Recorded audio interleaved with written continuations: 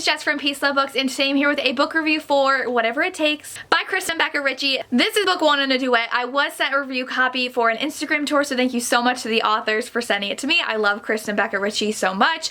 I have read a lot by them, so I read the first like 6 books in the Addicted series, and Amor, and the second book to Amor, Infinity.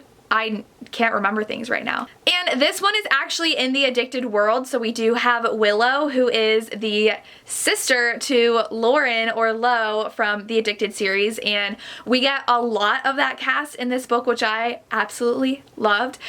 I would say I don't think you would get much out of this if you haven't read the Addicted series, so make sure you've read at least the first like 5 Addicted books where you get to meet Lily and Lo and Reich and Daisy and Connor and Rose, because all of them are in here. More we get Lily and Lo and Reich than really any other characters, but to understand the dynamic of all those characters, you should read that series before going into this book. Technically you don't have to, but I don't think you'll love it as much. And so going into this one, we have Willow, who is 17 in the beginning of this book, and she runs away from home because she learns that she has a sibling who is Lo Hale. And we're at the point in their lives where they are celebrities, and she knows who Lo is, and she is angry at her mother from keeping that a secret from her. And so she runs away to go meet him.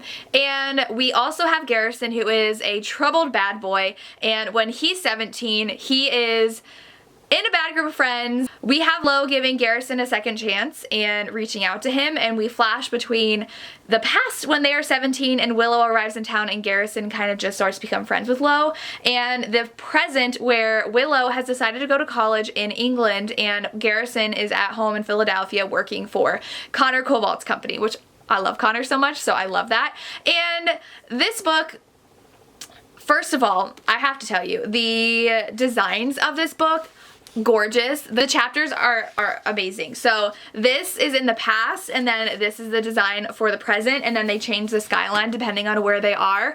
I love the details that went into this book, and I love that design aspect. The bottom of the pages will tell you if it's back then or present day, so if you put the book down and pick it up, you don't have to remember what timeline you're in. And so we flash back and forth between them meeting and kind of starting to fall for each other, and then when they first have to be apart. So it's about 2.5 years, I want to say, or 3 years between the past and the present. Garrison deals with a lot in his life, and so he's really struggling alone while Willow is trying to step free of her newfound celebrity because of her brother, and she just wants somewhere that's anonymous and figure things out on her own and who she wants to be and what she wants to do. And so that requires her taking a step away from her boyfriend. And so I do appreciate how we have characters who are trying to survive on their own and find who they are on their own without their significant other. Willow really needs that time to grow into herself, even though it hurts so badly to be away from Garrison. And so we have that just intense angst between them of how much they love each other.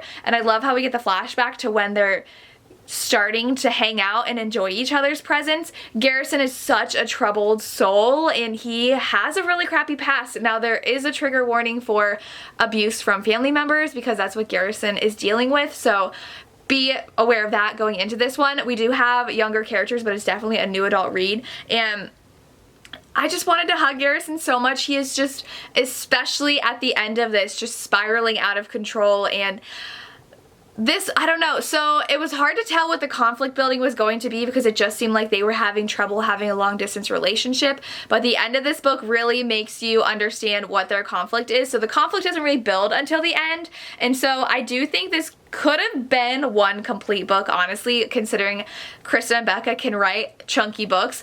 I would have been fine if this was one long book together. I feel like this was more of an introduction into dealing with our conflict, which we're gonna get in book 2, and so this one's definitely reads like a book 1 and more introducing everything and kind of building our interest until we get to actually dealing with our conflict and resolving it, which I know is what book 2 is going to be about. I still love this. I think it's because I love the world of the Addicted series that I was just smiling full during a lot of this, and I became connected to Garrison very, very easily in this and just really felt for him because he is so troubled and he wants to be a better person, especially when he's 17, and so it's so hard seeing him struggle when they're 20 and seeing Willow thriving when she is away from him and him struggling, and then trying to deal with long distance am I going to be able to support this other person in this relationship without hurting myself? So if you really like looks at relationships and what you're supposed to give of yourself in a relationship and when enough is enough, you're going to really enjoy this one. I am dying for book 2. I'm really happy though that the second book in this duet is only a week away,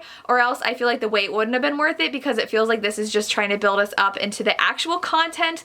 Like I said, I ended up giving this 4 out of 5 stars. I couldn't put it down, and I love the romance, and I just really want to know what's going to happen to them in book 2. This definitely explores a relationship where both characters really grew into each other, and that's why they clicked so well, and it was just so good. I loved equally the past and the present, and everything just kind of building into itself and reflecting the future from the past.